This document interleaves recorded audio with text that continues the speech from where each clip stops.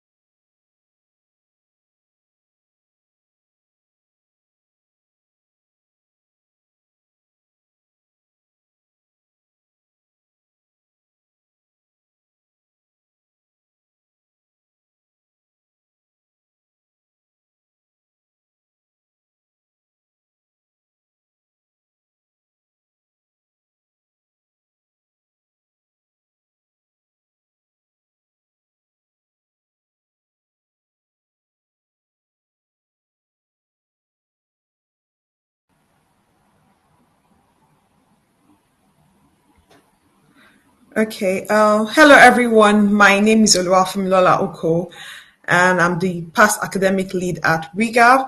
I hope we're having a great time in this first annual conference. If you're just joining us, it's our first annual conference for the Radiology Interest Group Africa, and the title is Building Bridges, Intercontinental Collaboration in Radiology Education, Research, and Training.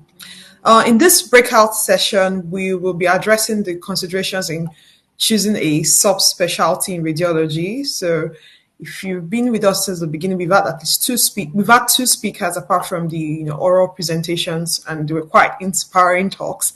So you're probably already pitching a tent in either neuroradiology or IR. But before you pitch a tent, let's have the session first.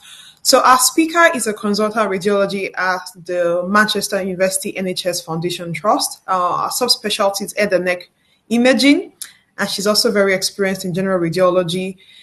In addition to her clinical role, she's deeply committed to medical education, and prior to our current consultant position, she served as a clinical lecturer and as the Manchester Less Than Full-Time trainee representative with the Northwest School of Radiology in the UK. She's dedicated to shaping the future of radiology by mentoring and guiding emerging professionals in this field. Let's welcome Dr. Chika Egbeama. Well, you're welcome, ma. Thank you, Fumilola. I hope I can call you Fumilola, Fumi. Yes, that's Yes.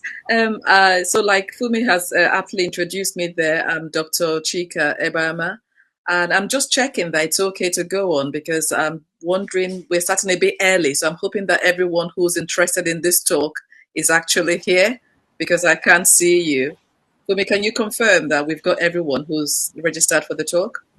Yeah, so the breakout rooms have split. I don't know how many people are in the other breakout room, but we have a couple of people, and people are just like trickling in by the Okay. minute. So, and because it will also be recorded, I think we can so that we can keep with the timing of the conference.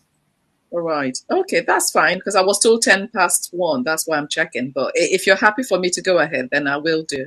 If you give me we could still wait a few more minutes just so that we have everyone, we have as many people, because I also want people to, as you speak, put questions in the chat box so that we then have questions and Q&A at the end of the talk. So we could wait a few more minutes since you've prepared for 13:10. Yeah, I'm ready. It's just if the program says 10 past 1 and people have not yet joined, then they might miss Yeah. out. Yeah, that's what Yeah. I'm Okay. I think worried. it's fair to wait. We should go by what we've initially publicized. Yeah, So okay. we'll wait till 13:10. Yeah, okay. That's fine. Thank you. Yes, thank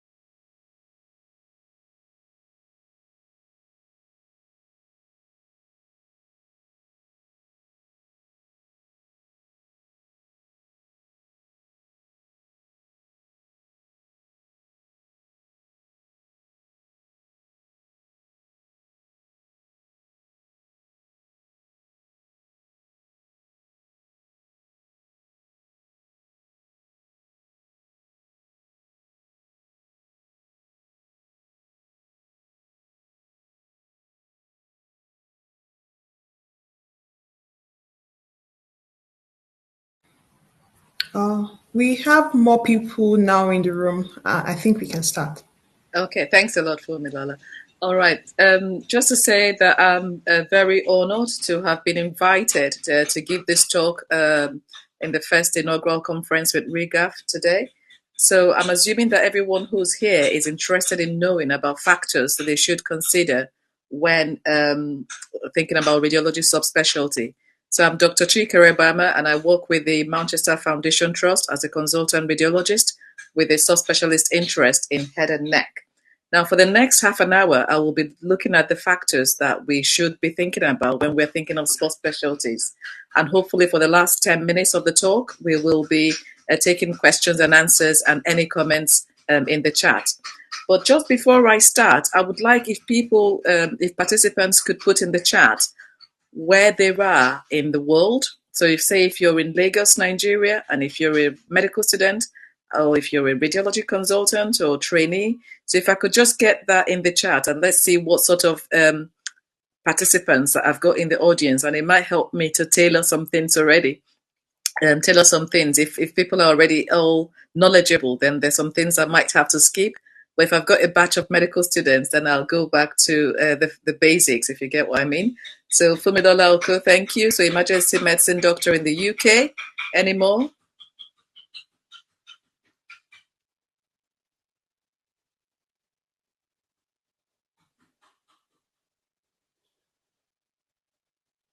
Welcome, Nike, another radiology trainee in Nigeria.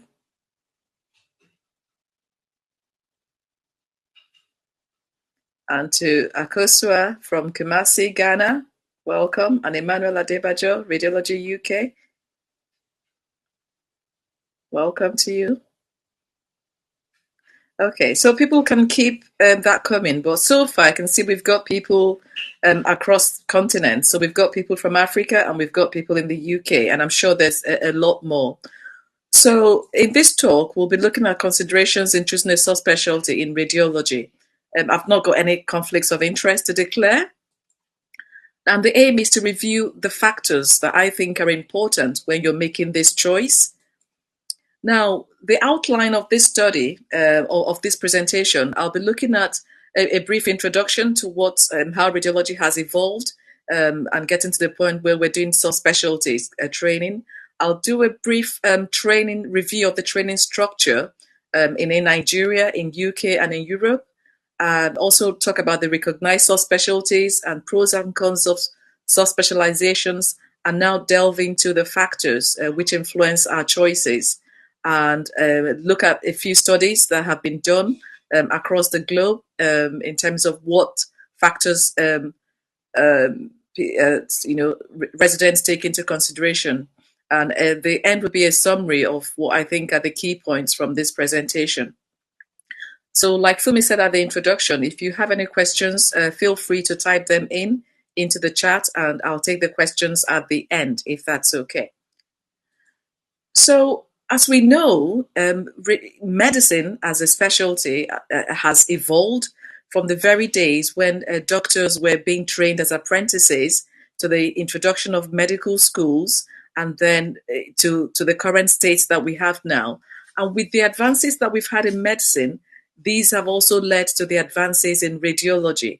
And if we think about how radiology has evolved from 1875, when the first X-rays was first performed, and later on to CTs coming in, and now to the array of imaging modalities that we have, ranging from CTs, some of which use dual energy to source the images, to MRI and PET-CT scans, and now even moving forward to hybrid techniques such as PET-CT scans and PET-MRI scans. So we can see that we've come a very long way in radiology. And in addition to that, medicine as a whole has evolved, and patients are living longer, particularly in the more developed countries. With this expectation, patients have become more complex.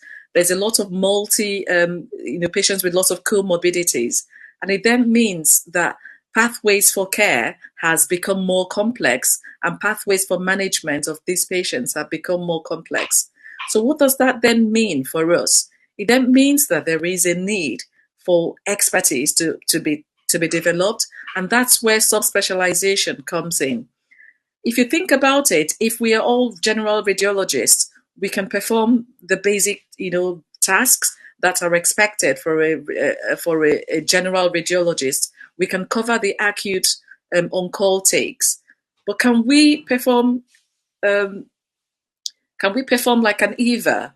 Can we report complex scans, say in head and neck? Can we report complex MR spectroscopy scans in neuroradiology? So for those kind of further training, and this cuts across board, across all other subspecialties, to be able to do those more complex reporting and interventions, it then means that subspecialization is required.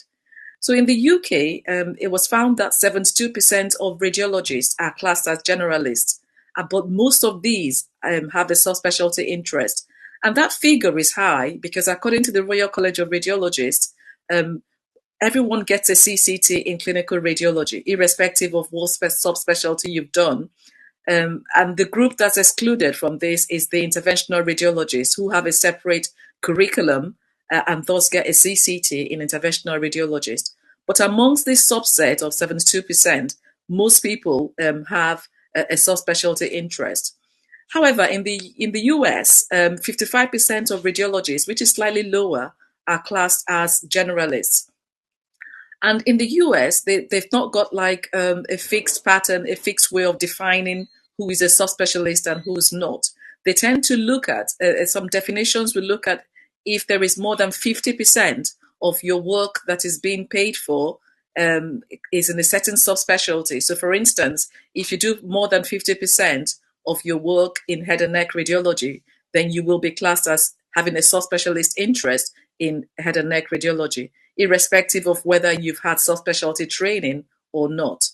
And across Europe and North America, um, most of the radiology training schools have got integrated subspecialty training models, and I'll talk a bit more about that in the next slides.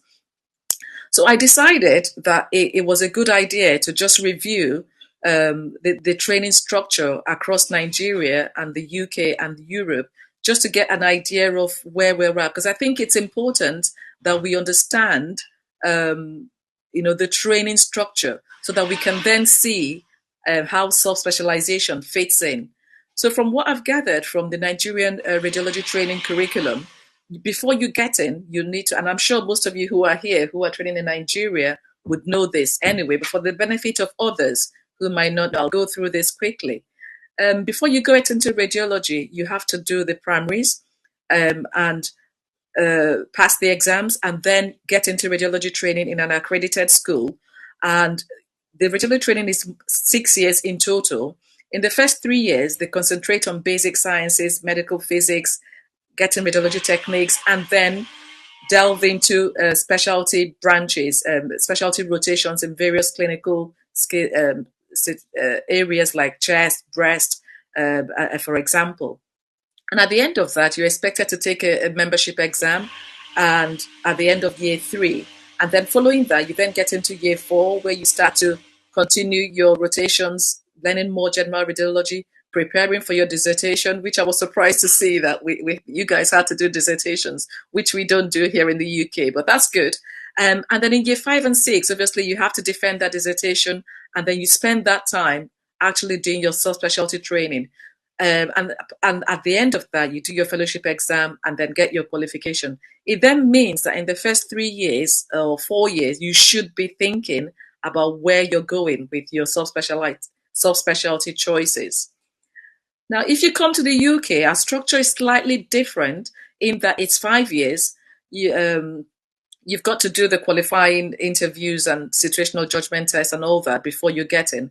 But if you're doing radiology, clinical radiology, 5 years. But if you're doing interventional radiology, is 6 years. And the split is kind of similar, because in the first 3 years, you're meant to focus on general radiology. And the last 2 years, you still continue general radiology, 60% and 40% split in ST4. And in ST5, 40% general and 60% special interest. And then the expectation is that along the way, there's exams that you need to do. So the part 1 you do at the end of first year, part 2A you do at the end of third year, and then part 2B, which is the final exam, you do at the in fourth year. And the current curriculum what we're using was implemented in August 2021. Now, fellowship in the UK system is not compulsory, but if you did want to, there are fellowships that are available within the United Kingdom, and some people choose to go externally, say to Australia or Canada. They seem to be the popular choices for people who want to consider post completion of training fellowship. Now, the European structure is kind of the UK structure was modeled across the was modeled against the European radiology training structure. So it's similar. First 3 years, level one training, which is general, and the last 2 years is flexible. And what the slight difference there is that you've got an option to take a specialist interest. It's not compulsory, and it's based on the European training curriculum for radiology. And they've also got at the end of it, instead of the FRCR, they take the European diploma in radiology. Now, what is slightly different with the European structure is that at level three, following your completion of training and you get the diploma certificate, you have the choice to progress to a level three training where you do a full subspecialization training. And actually, I'm at the stage in my career now where I'm looking at the level three training, where with the European Society of Head and Neck Radiologists, you've got to be 2 years post-qualified as a consultant to actually qualify to get the level three exam done. And when you've done that, you would then be recognized in Europe as having a subspecialty in head and neck, and for example, and that cuts across board for the other specialties as well. Now, the European curriculum recognized 13 subspecialties, and I've just listed them here. And I think it's fairly representative of the subspecialties in various countries across the world. And for those who are already in radiology, you would be aware of, the subspecialties. So I wouldn't mention them, but that's the list. But most of these have exams, which I've just mentioned for the head and neck, because that's the one I'm involved in. But most of them have exams that you can take to qualify as a subspecialist, a recognized ones. But there are some, GI, for example, neuro, that don't have any subspecialist exam. But neuroradiology is on the opposite end. They have up to 5 different exams. So you've got a choice of 5 different post completion of training diplomas that you could do to become a recognized neuroradiologist within Europe. So now, pros and cons of subspecialization. So I think the advantages, personally, I think the advantages far outweighs the disadvantages, because as I've mentioned earlier in the first part of the talk, I think because of the complexity of medical of patients now, we need improved expertise. And I think that that's what being a subspecialist provides. And that improved expertise, I think, leads to improved confidence and leads to improved patient care. And I can kind of see that, say, in my practice. I'm quite, very happy to report CT temporal bones, to look at CT sinuses, to look at CT necks, MRI necks, MRI IAMs, that some of my colleagues might see that on the acute list and kind of not want to report them. But because I've got that improved knowledge, having trained in that field for at least 2 years as part of my training, that gives me improved confidence and improves patient care. On the other side, which I can also say I can notice personally as well, is that there is a risk that with increased subspecialization, you stand the chance of de-skilling in general radiology. So you start to lose. I was asking one of my colleagues just last week, how do you report chest X-rays? And he was like, "There's no time. With the amount of head and neck work that we've got, there's simply no time to report a chest X-ray."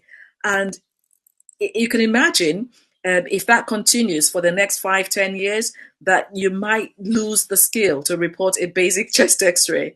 And then the other risk is that there's risk of loss of holistic care. So what I mean by that is you see a patient reports, has a scan. Obviously, they might have other things going on, like a uterine cancer. They might have something going on in the gastrointestinal system. They might have a brain. They might have epilepsy. So they might have other findings in their scan. But then what does a subspecialist do who has lost that lack of holistic care? They just think, "Oh, sorry, I can't deal with all this. I'm only interested in the temporal bones. I don't know what else is going on, and it's not my problem," kind of thing. And that's what a pitfall that I think we should avoid. The other pitfall is overtreatment, because because we're interested in our own field, we tend to just keep finding pathologies that may or may not be relevant to the patient and leading to unnecessary surgeries just because that's our area of interest. And it could also lead to reduced workforce cohesion, where teams don't meet up with each other because they're working in silos. The GI team is separate, the head and neck team is separate, chest team is separate. So that's something that we need to watch out for. Now, coming to the actual topic, but I think that's a background which I think was important for us to know. Now, it's factors influencing our choice could be divided into personal versus work-related factors. And I think in terms of it's hard to say which factors are more beneficial than the others. So, and I think these are dependent on individuals, so they're unique to an individual. So in terms of personal factors, prior experience, so what have you done before coming into radiology? Have you done chest, some ENT? For my field, some of my colleagues have been ENT surgeons who decided to change a field, so they've then opted to go into head and neck radiology. So that's something and sometimes you have breast people who have done some breast surgeons who have delved into breast radiology. The other thing is intellectual challenge. How challenging do you find the topic? How stimulating do you find it? Passion, I think, how strong is your interest in that topic? And then again, work-life balance. If you did a certain specialty, so intervention versus diagnostic, how much time would you spend at home with the family? How much time would you have to go on holidays? Would your sleep be disturbed at night? These are factors that you need to think about. And then job satisfaction, I think, is very important. Whatever you do, you need to be satisfied when you've finished the day's job, that you've done a good job and that you've met the needs of the patients whilst also being happy with the choice that you've made. So there's a longer list for work-related factors because those are important as well. Now, I've put there advanced image modalities because I thought that was important in a variety of imaging as well. Because if you look across the specialties, some specialties have modalities across board, ranging from ultrasound, fluoroscopy, down to CT and MRI and PET CT, whilst others might be a bit more CT based and maybe a bit more ultrasound based. So that's something that I think is relevant in terms of when you're thinking about what you like and don't like, to think about that and think of the impact it might have on you. Patient contact is one that I think radiologists think about. How much patient contact would I want? Now, if you do want a lot of patient contact, then that's something that you could say, well, I could go down the intervention route where, most of my job is seeing patients and doing procedures, and that's fine. And for some people, they might not want any patient contact at all. They might opt for things like being completely diagnostic neuroradiology, where they don't have any contact with patients at all. And some other people might go in the middle, where they have some patient contact, say like head and neck. There is some patient contact, but it's not, the main bulk of the job. The other thing to think about is the flexible hours as well, and then practical intervention skills. The rest of the things down here, I've put them on: research, teaching, private practice opportunities, and impact of artificial intelligence. It's just something to bear in mind, what impact that might have on your chosen field. Now, whatever you do, you have to weigh them up and see which of the factors are more important for you. And what's more important for one person will not necessarily be what's more important for the next. And that's just why it needs to be a balance as to what's important for your own personal circumstance. Now, moving on. So I looked at a few studies just to see, what has been the finding across board in terms of what factors people have found interesting. So this one was a USA study. Most of them were studies and they were surveys. This had 332 participants, and they're looking at factors. So the top 3 factors for the US study found that it was the passion for the subject, the fact that there was advanced imaging multimodality, and the fact that there was intellectual challenge in that specialty. Now, for the US study, they found that the top three subspecialties that people wanted to do was body imaging, neuroradiology, and interventional radiology. But for some reason, because the paper was actually focused on pediatric radiology, pediatric radiology was not very popular. And there was lacking in workforce in pediatric radiology. So they did go into a bit further, trying to figure out why um, there was that lack of interest in pediatric radiology, so that they could look for ways to attract trainees into pediatric radiology. Now, another UK study found that popular specialties, this was done in 2016, found that popular fields were MSK, abdominal, and neuro. And again, the factors that were influencing people strongly was passion, and then how they felt when they did the rotation. Was it a very good rotation? Did they learn a lot from it? And surprisingly, people were not interested in, factors like research, and private income potential were not, deemed to be very important in that UK study in 2016.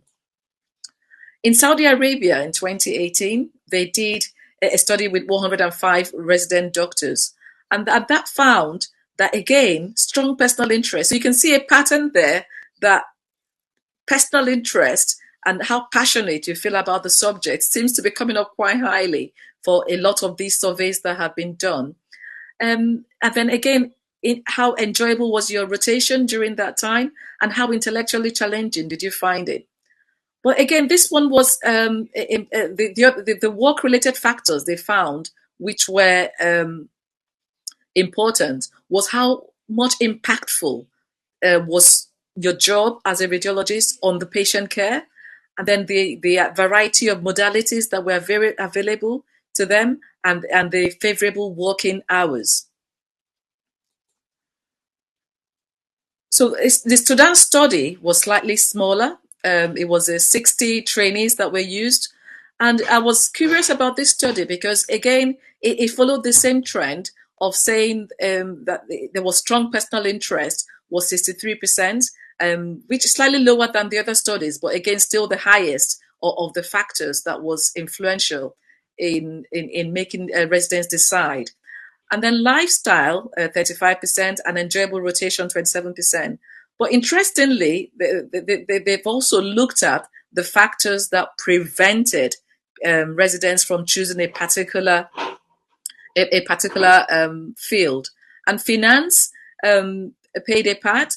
Now, I'm not sure about the setting in Sudan, but I would imagine that for trainees and radiologists in the UK, finance would not necessarily make a difference, because irrespective of what subspecialty you did, you still got paid the same as a full-time interventional radiologist will get the same pay as a full-time neuroradiologist, for example. So that doesn't quite fit in with us.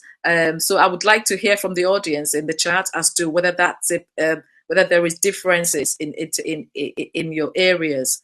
And then family obligation plays a part as well. So in Sudan, it was said that most of the female trainees would prefer to do options that were not as tasking in terms of time, so such as going into intervention, because it was found that because of family reasons. And then for some of them, they just didn't get the exposure to subspecialty training during subspecialty exposure during their training. And that brings me back to what Professor Ninalowo was saying about the lack of interventional radiology training in Nigeria and also in Africa as well. So that plays a part in how much you decide to go into a field. Now, artificial intelligence, I think it's important.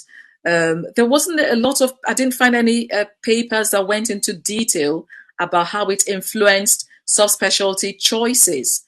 Most of the AI papers were looking at how it influenced radiology, medical students coming into radiology, because I think there's been a scaremongering that in the next 10 years that radiologists will be out of a job because AI is here. Now, I know that being on the ground, that artificial intelligence is here. And personally, I think that it's a good thing that could be harnessed to help us to make our jobs easier.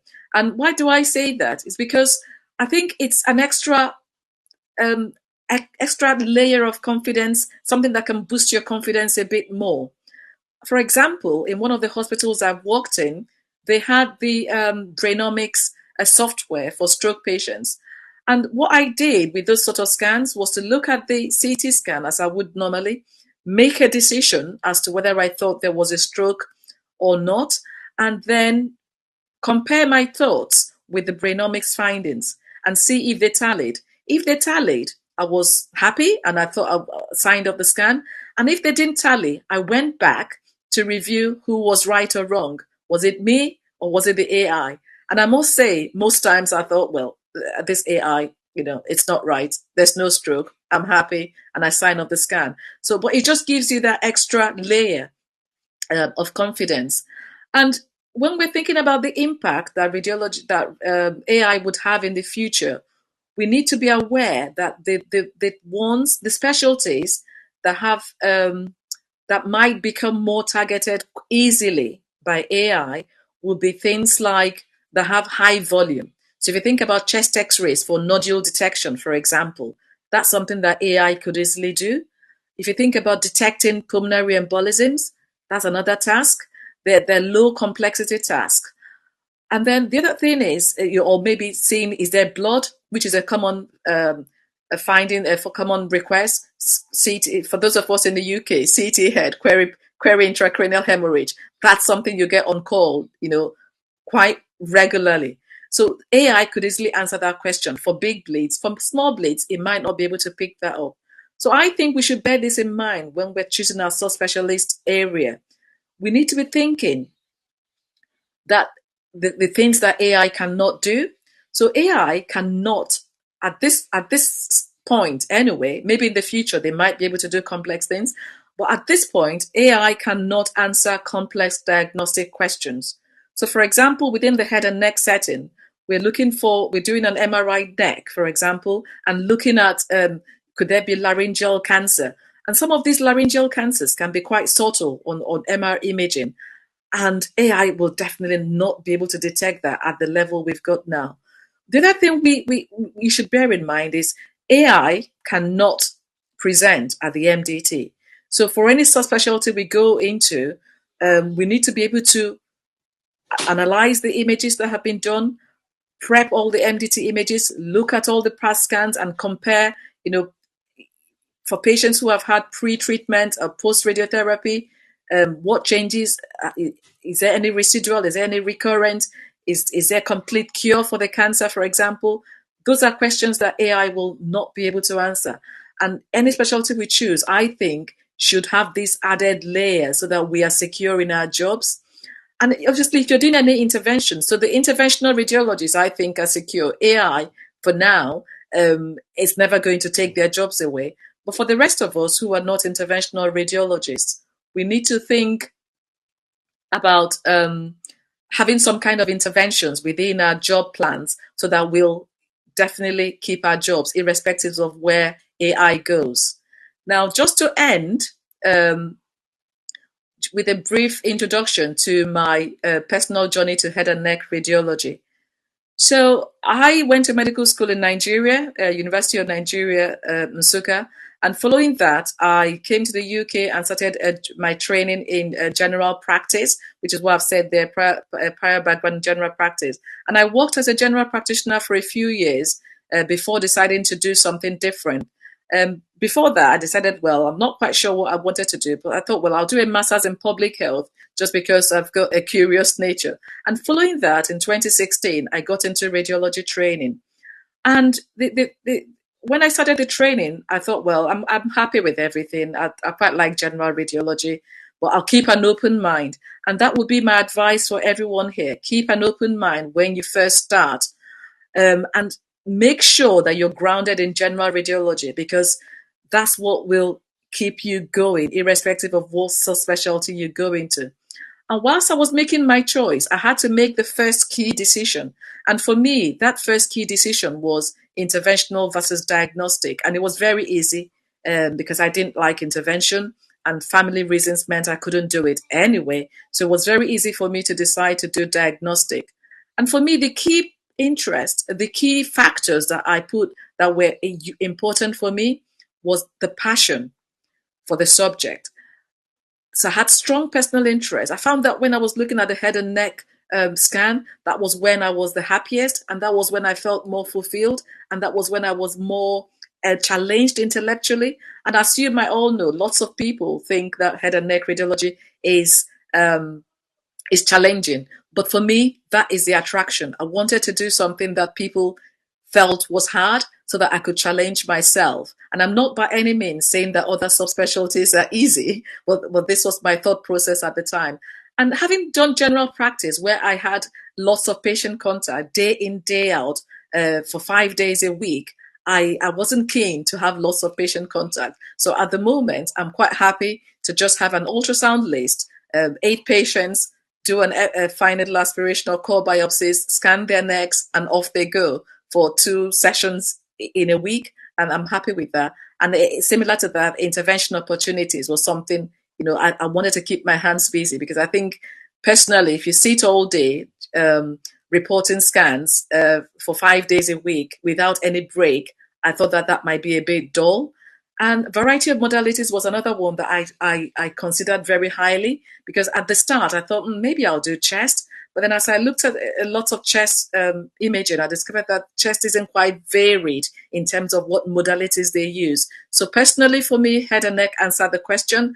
We've got ultrasound for neck neck masses and thyroid gland and the salivary glands. In addition to that, we've got CT scans across all the parts in head and neck, and MRI scans and PET CT. We don't tend to report as head and neck radiologists, but others. But it comes into play quite a bit within the head and neck MDT. So that's just a brief summary. I'm aware that we've got 8 minutes. So I'll stop at this point and just let Fumi take me through, the questions. But the last, just to finish off, I think that what you should take away from this is that the factors that you consider are personal to you. It's not going to be the same for anyone else. And you need to bear this in mind. But what else I need to say is you need to make sure that what subspecialty interest you choose, you match it to the available jobs. There's no point deciding to do chest radiology when there is no chest radiology jobs around the locations or the hospital sites that you'd like to be. And in addition, you need to make sure that what you do gives you that job satisfaction, the work-life balance that you crave, and that there is avenue for career progression. Thank you. So we'll go to questions now for the last few minutes. Thank you very much, Ma, for that enlightening talk. Strong personal interest is very important, and finding out how we enjoy the postings, and we should look for the jobs around as well. Looking at the chat section, so people just said what there are a lot of people from the UK, Nigeria, and Ghana. The first two questions here actually address the skilling. So one says, how have you been personally able to mitigate this count, especially the skilling? The other was, in a consultant job application, do you ask for a percentage of your working time to be dedicated to general radiology to prevent the skilling? Yeah, thanks a lot, Fumi. So I think the scaling inevitably will happen because inevitably you will do more of some body parts and some modalities and do less of others.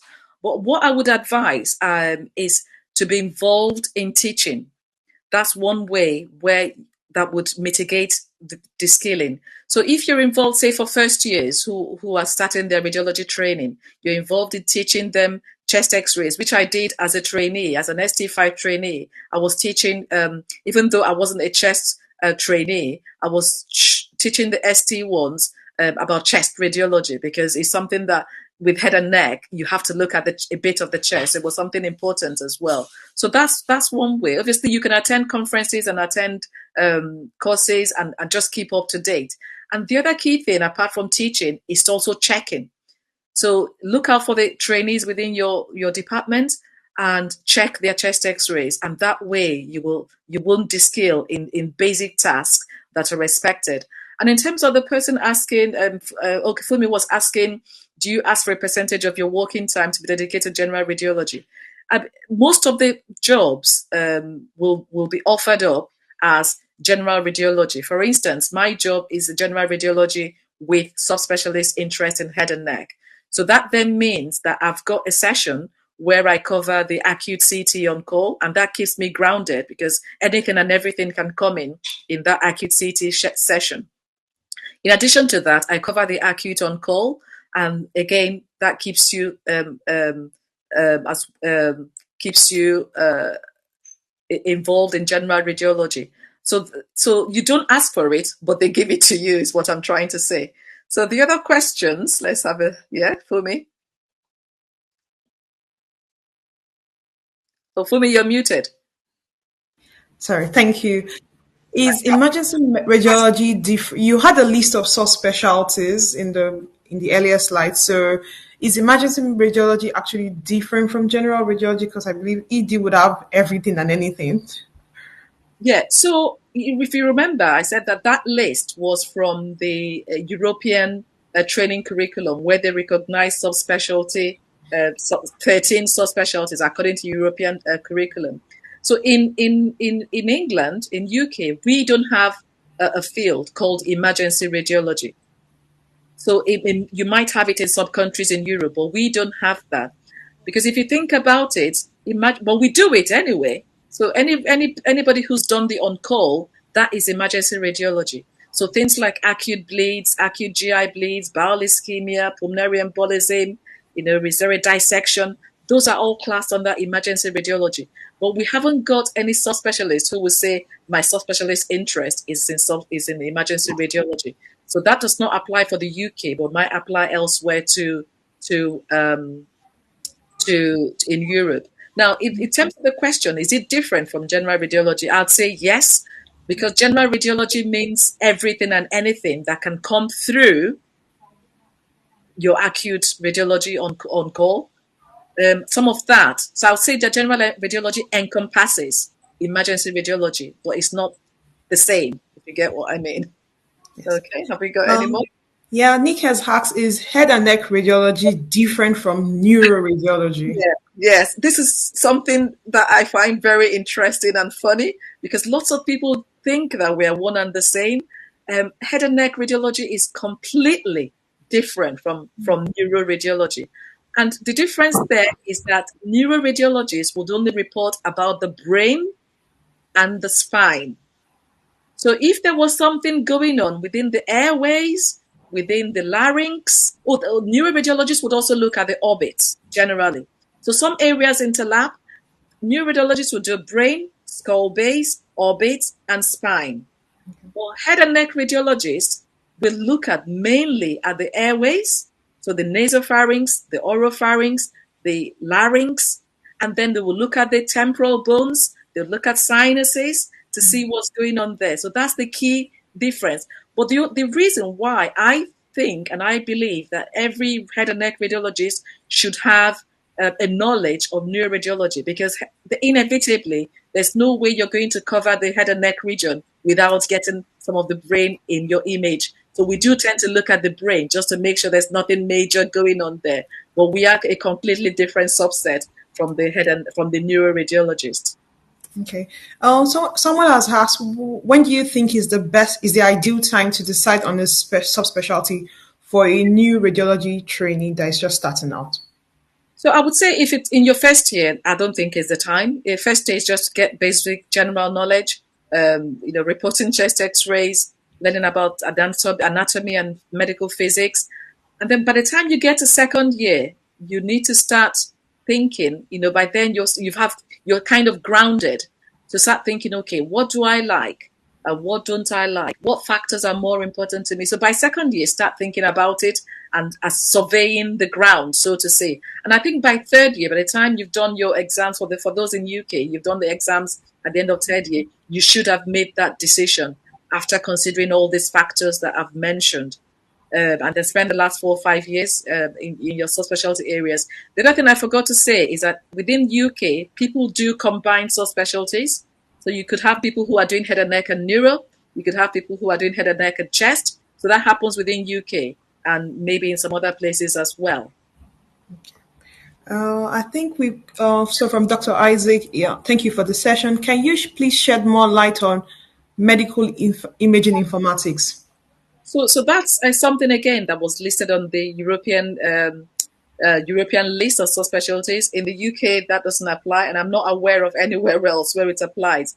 So that's just looking at the use of the PAC system. So the people behind the scenes, if you get what I mean. So it's not really something I would personally, I wouldn't class it um, Specialty. as a subspecialty because we are clinical radiologists. But I do know that that's possible because I've got a colleague, for example, who's a clinical radiologist, but wasn't quite keen on clinical radiology.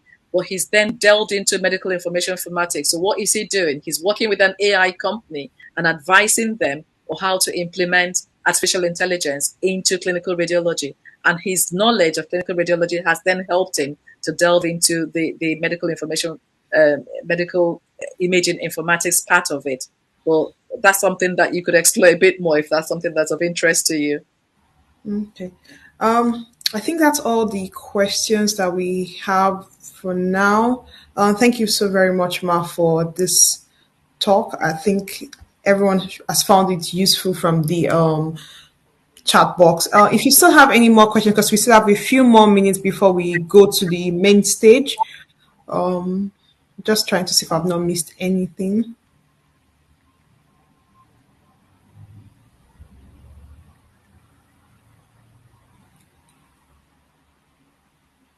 I think I've covered everyone's question now. Okay, I think we've covered all the questions. So just to say a big thank you to Regath and to everyone who's attended this session. I'm hoping you've got something out of it. Um, Yes, I have. Yeah, and just to end the session, I'll give this advice from Dr. Chris Hammond, who's a vascular consultant in Leeds. He says, be partially pluripotent, meaning you should be able to develop yourself into other things as time goes on. Don't fall into a trap of subspecializing yourself into irrelevance. Avoid this for your sake, but for the benefit of your colleagues, your department, and your community you serve and your profession. So we should bear that in mind. Subspecialize, but keep abreast with general radiology. Thank you. Okay. Thank you very much, Ma. Thank you so very much, Ma, for that quote. Okay, a question just came in. Is there an option for of clinical attachments in radiology? Do you want to expatiate more, please, Dr. Akintunde Zacchaeus? Do you mean? I think many hospitals are offer attachments in. I'm not quite sure what you mean exactly. It says, is there an option of clinical attachments in radiology? Yes. There's an option, Okay. but you just have to approach the different hospitals. And then if there's, because I know like they do taster weeks. That's the one that's popular in radiology because for UK anyway, taster weeks are popular. So I think you could always request, but you need to find someone who's willing and a department as well who's willing to take you on as a clinical attaché. All right. Thank you very much, Ma. I'll invite everyone to please join the main stage now. Thank you so much. Thank you.